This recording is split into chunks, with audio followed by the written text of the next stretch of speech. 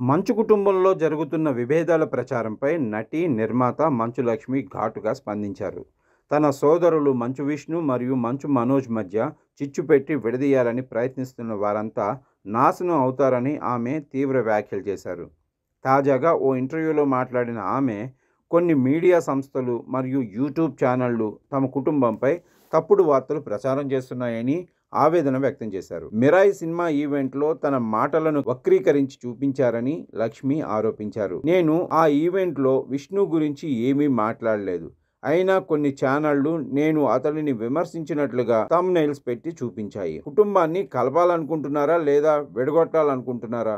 తమ్ముళ్ల మధ్య చిచ్చు పెట్టేవారు తప్పక తమ కర్మను అనుభవిస్తారు అంటూ ఆమె హెచ్చరించారు. అలాగే తన కుమార్తె విద్యా నిర్వహణను విష్ణు నిర్వహించే పాఠశాల నుంచి ఎందుకు తీసుకువచ్చిందో కూడా వివరించారు.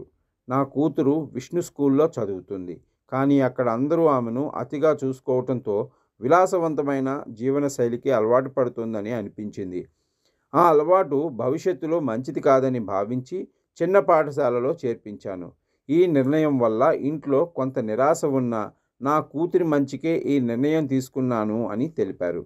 ఇటీవల కాలంలో విష్ణు, మనోజ్ల మధ్య విభేదాలు తలెత్తినట్టు వార్తలు వస్తున్న నేపథ్యంలో మంచు లక్ష్మి చేసిన ఈ వ్యాఖ్యలు సోషల్ మీడియాలో చర్చనీయాంశమయ్యాయి.